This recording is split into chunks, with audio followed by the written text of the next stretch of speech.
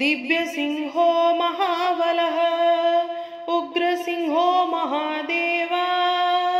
स्तंभजश्चोग्रलोचनः रौद्रसर्वाद्भुतः श्रीमान् योगानन्दस्त्रिविक्रमः हरिः कोलाहलश्चक्री विजयो जयवर्धनः पञ्चाननः परं ब्रह्म चाघोरो घोरविक्रमः ज्वलन्मुखो ज्वालमाली महाज्वालो महाप्रभुः निटिलाख्या सहस्राख्यो दुर्निरीख्यः प्रतापनः महादंष्ट्रायुधः प्राज्ञा चण्डकोऽपि सदाशिवः हिरण्याकाशिपूधंसी दैत्यदानवभञ्जनः गुणभद्रो महाभद्रो बलभद्रा सुभद्रकः करालो विकरालश्च विकर्ता सर्वकर्तुकः सिंहसुमारस्त्रिलोकात्मा ईश सर्वेश्वरो विभुः भैरवाण्डवरो दिव्या चाच्युतः कविमाधवः अधोख्यो जोख्यर सर्वो वनमाली वरप्रदः विश्वम्भरो भूतो भव्यः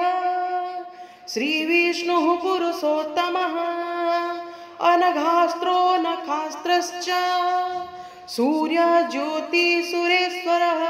सहस्रबाहु सर्वज्ञ सर्वसिद्धिप्रदायकः वज्रदंष्ट्रो वज्रनखो महानन्दः परान्तपः सर्वमन्त्रिकरूपश्च सर्वयन्त्रविदारणः सर्वतन्त्रात्मको व्यक्त्या सुव्यक्तो भक्तवत्सलः वैशाखः शुक्लभूतोत्थः शरणागतवत्सलः उदारकीर्तिः पुण्यात्मा महात्मा चण्डविक्रमः वेदत्रय प्रपूज्यश्च भगवान् परमेश्वरः श्रीवत्साङ्कः श्रीनिवासो जगद्व्यापी जगन्मयः जगत्पालो जगन्नाथो महाकाय द्विरूपभूत् परमात्मा परं ज्योति निर्गुणश्च नृकेशरी परतत्त्वः परं धाम सच्चिदानन्द विग्रहः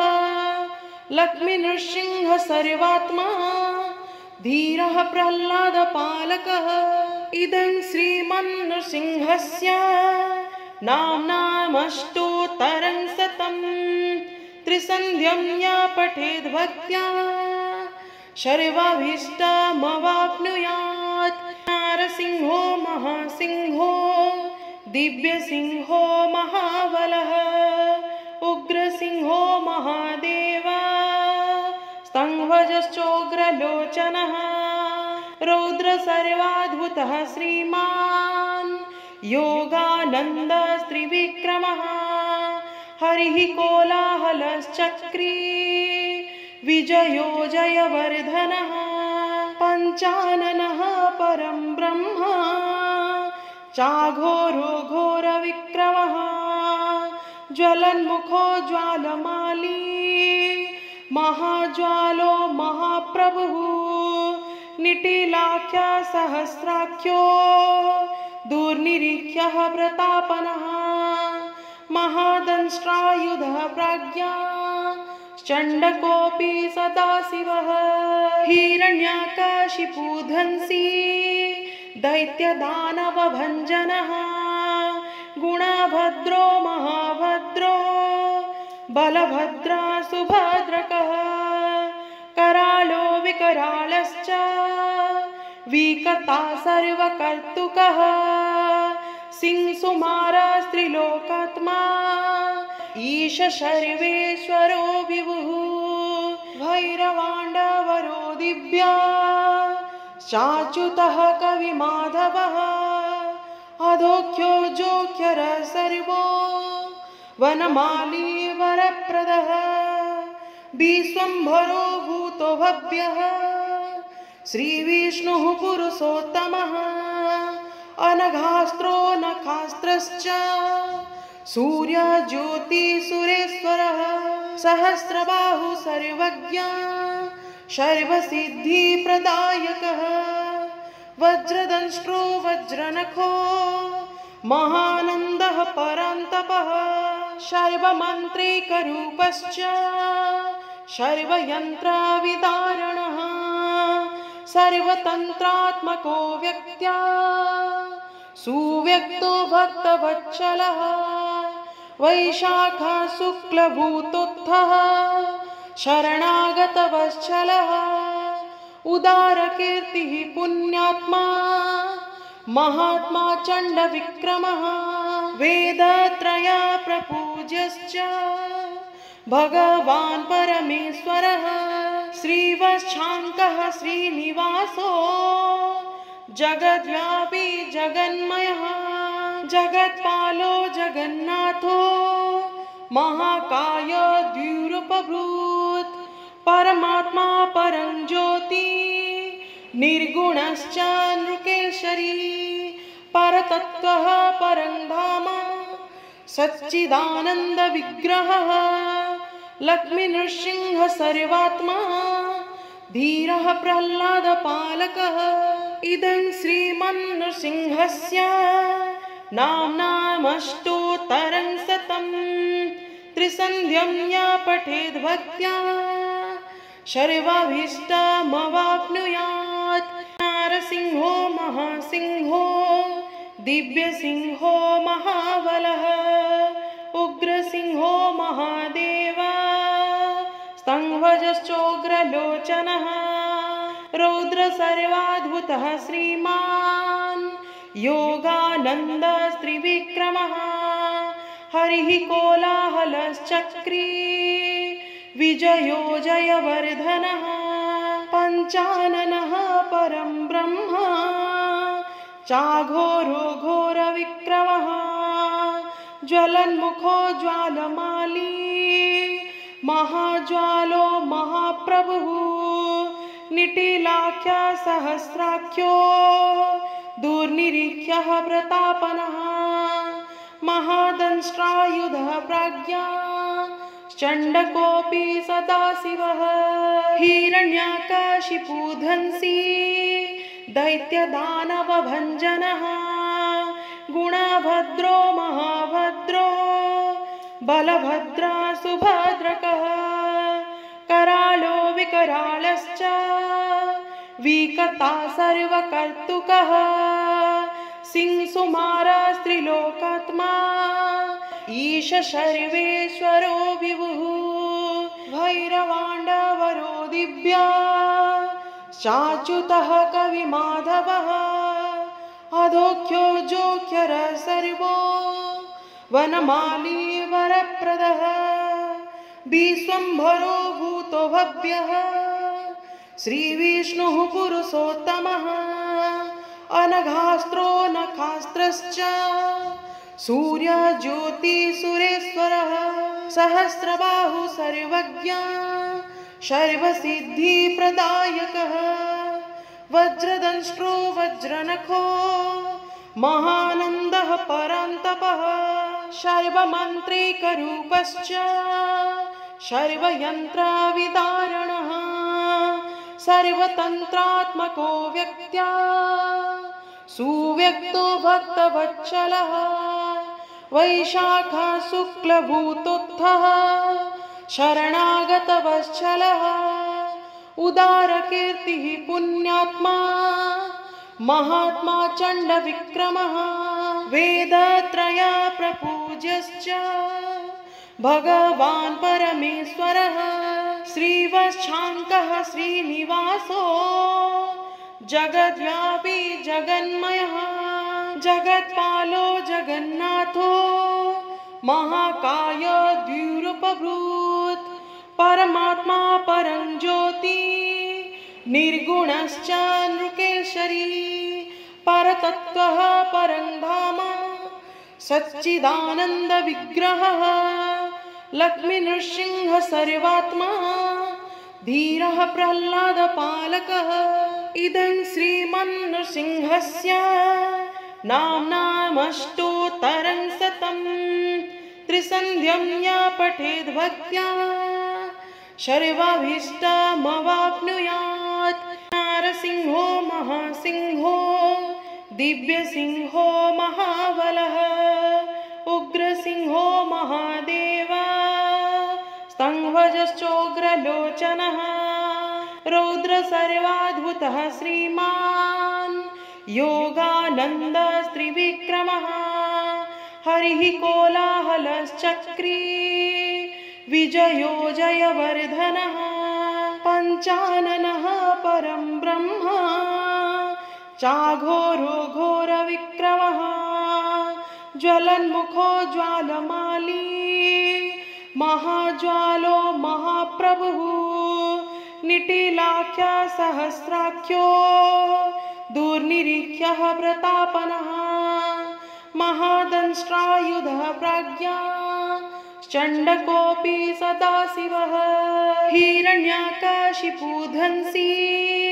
दैत्यदानवभञ्जनः गुणभद्रो महाभद्रो बलभद्रा सुभद्रकः करालो विकरालश्च विकता सर्वकर्तुकः सिंहसुमारस्त्रिलोकात्मा ईश सर्वेश्वरो विभुः भैरवाण्डवरो दिव्या चाच्युतः कविमाधवः अधोख्यो जोख्यर सर्वो वनमाली वरप्रदः विश्वम्भरो भूतो भव्यः श्रीविष्णुः पुरुषोत्तमः अनघास्त्रो नखास्त्रश्च सूर्यज्योतिसुरेश्वरः सहस्रबाहु सर्वज्ञ सर्वसिद्धिप्रदायकः वज्रदंष्ट्रो वज्रनखो महानन्दः परान्तपः सर्वमन्त्रिकरूपश्च सर्वयन्त्रविदारणः सर्वतन्त्रात्मको व्यक्त्या सुव्यक्तो भक्तवत्सलः वैशाखः शुक्लभूतोत्थः शरणागतवत्सलः उदारकीर्तिः पुण्यात्मा महात्मा चण्डविक्रमः वेदत्रय प्रपूज्यश्च भगवान् परमेश्वरः श्रीवत्साङ्कः श्रीनिवासो जगद्व्यापी जगन्मयः जगत्पालो जगन्नाथो महाकाय द्व्यूरूपभूत् परमात्मा परं ज्योति निर्गुणश्च नृकेशरी परतत्त्वः परं धाम सच्चिदानन्दविग्रहः लक्ष्मीनृसिंहः सर्वात्मा धीरः प्रह्लादपालकः। इदं श्रीमन्नृसिंहस्य नाम्नामष्टोत्तरं शतं त्रिसन्ध्यं या पठेद्भक्त्या सर्वाभीष्टमवाप्नुयात्। नारसिंहो महासिंहो दिव्यसिंहो महाबलः उग्रसिंहो महादेवा स्तंभजश्चोग्रलोचनः रौद्र सर्वाद्भुतः श्रीमान् योगानन्दस्त्रिविक्रमः हरिः कोलाहलश्चक्री विजयो जयवर्धनः पञ्चाननः परं ब्रह्म चाघोरो घोरविक्रमः ज्वलन्मुखो ज्वालमाली महाज्वालो महाप्रभुः निटिलाख्या सहस्राख्यो दुर्निरीख्यः प्रतापनः महादंष्ट्रायुधः प्राज्ञा चण्डकोऽपि सदाशिवः हिरण्याकाशिपूधंसी दैत्यदानवभञ्जनः गुणभद्रो गुणभद्रो महाभद्रो बलभद्रा सुभद्रकः करालो विकरालश्च विकर्ता सर्वकर्तुकः सिंहसुमारस्त्रिलोकात्मा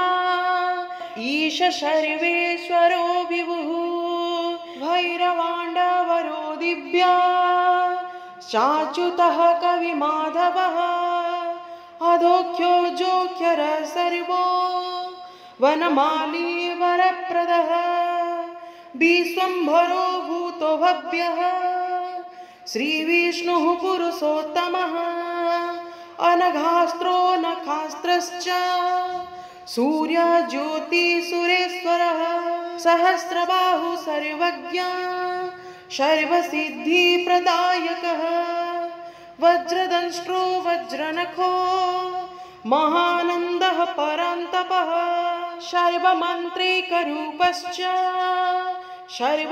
सर्वयन्त्रविदारणः सर्वतन्त्रात्मको व्यक्त्या सुव्यक्तो भक्तवत्सलः वैशाखः शुक्लभूतोत्थः शरणागतवत्सलः उदारकीर्तिः पुण्यात्मा महात्मा चण्डविक्रमः वेदत्रया प्रपूज्यश्च भगवान् परमेश्वरः श्रीवत्साङ्कः श्रीनिवासो जगद्व्यापी जगन्मयः जगत्पालो जगन्नाथो महाकाय द्विरूपभूत् परमात्मा परं ज्योति निर्गुणश्च नृकेशरी परतत्त्वः परं धाम सच्चिदानन्द विग्रहः लक्ष्मीनृसिंह सर्वात्मा धीरः प्रह्लादपालकः इदं श्रीमन्नृसिंहस्य नाम्नामष्टोत्तरं शतं त्रिसन्ध्यं या पठेद् भक्त्या सर्वाभीष्टमवाप्नुयात् नारसिंहो महासिंहो दिव्यसिंहो महाबलः उग्रसिंहो महादेव स्तंभजश्चोग्रलोचनः रौद्र सर्वाद्भुतः श्रीमान् योगानन्दस्त्रिविक्रमः हरिः कोलाहलश्चक्री विजयो जयवर्धनः पञ्चाननः परं ब्रह्म चाघोरो घोरविक्रमः ज्वलन्मुखो ज्वालमाली महाज्वालो महाप्रभुः निटिलाख्य सहस्राख्यो दुर्निरीख्यः प्रतापनः महादंष्ट्रायुधः प्राज्ञा चण्डकोऽपि सदाशिवः हिरण्याकाशिपूधंसी दैत्यदानवभञ्जनः गुणभद्रो महाभद्रो बलभद्रा सुभद्रकः करालो विकरालश्च विकर्ता सर्वकर्तुकः सिंहसुमारस्त्रिलोकात्मा ईश सर्वेश्वरो विभुः भैरवाण्डवरो दिव्या चाच्युतः कविमाधवः अधोख्यो जोख्यर सर्वो वनमाली वरप्रदः विश्वम्भरो भूतो भव्यः श्रीविष्णुः पुरुषोत्तमः अनघास्त्रो नखास्त्रश्च सूर्यज्योतिसुरेश्वरः सहस्रबाहु सर्वज्ञ सर्वसिद्धिप्रदायकः वज्रदंष्ट्रो वज्रनखो महानन्दः परन्तपः सर्वमन्त्रिकरूपश्च सर्वयन्त्रविदारणः सर्वतन्त्रात्मको व्यक्त्या सुव्यक्तो भक्तवत्सलः वैशाखः शुक्लभूतोत्थः शरणागतवत्सलः उदारकीर्तिः पुण्यात्मा महात्मा चण्डविक्रमः वेदत्रया वेदत्रया प्रपूज्यश्च भगवान् परमेश्वरः श्रीवच्छाङ्कः श्रीनिवासो जगद्व्यापी जगन्मयः जगत्पालो जगन्नाथो महाकाय द्व्युरूपभूत् परमात्मा परं ज्योति निर्गुणश्च नृकेशरी परतत्त्वः परं धाम सच्चिदानन्द विग्रहः लक्ष्मीनृसिंह सर्वात्मा धीरः प्रह्लादपालकः इदं श्रीमन्नृसिंहस्य नाम्नामष्टोत्तरं शतं त्रिसन्ध्यं या पठेद् भक्त्या सर्वाभीष्टमवाप्नुयात्। नारसिंहो महासिंहो दिव्यसिंहो महाबलः उग्रसिंहो महादेव स्तंभजश्चोग्रलोचनः रौद्र सर्वाद्भुतः श्रीमान् योगानन्द त्रिविक्रमः हरिः कोलाहलश्चक्री विजयो जयवर्धनः पञ्चाननः परं ब्रह्म चाघोरो घोरविक्रमः ज्वलन्मुखो ज्वालमाली महाज्वालो महाप्रभुः निटिलाख्य सहस्राख्यो दुर्निरीख्यः प्रतापनः महादंष्ट्रायुधः प्राज्ञा चण्डकोऽपि सदाशिवः हिरण्याकाशिपूधंसी दैत्यदानवभञ्जनः गुणभद्रो महाभद्रो बलभद्रा सुभद्रकः करालो विकरालश्च विकता सर्वकर्तुकः सिंहसुमारस्त्रिलोकात्मा ईश सर्वेश्वरो विभुः भैरवाण्डवरो दिव्या चाच्युतः कविमाधवः अधोख्यो जोख्यर सर्वो वनमाली वरप्रदः विश्वम्भरो भूतो भव्यः श्रीविष्णुः पुरुषोत्तमः अनघास्त्रो नखास्त्रश्च सूर्यज्योतिसुरेश्वरः सहस्रबाहुः सर्वज्ञ सर्वसिद्धिप्रदायकः वज्रदंष्ट्रो वज्रनखो महानन्दः परान्तपः सर्वमन्त्रिकरूपश्च सर्वयन्त्रविदारणः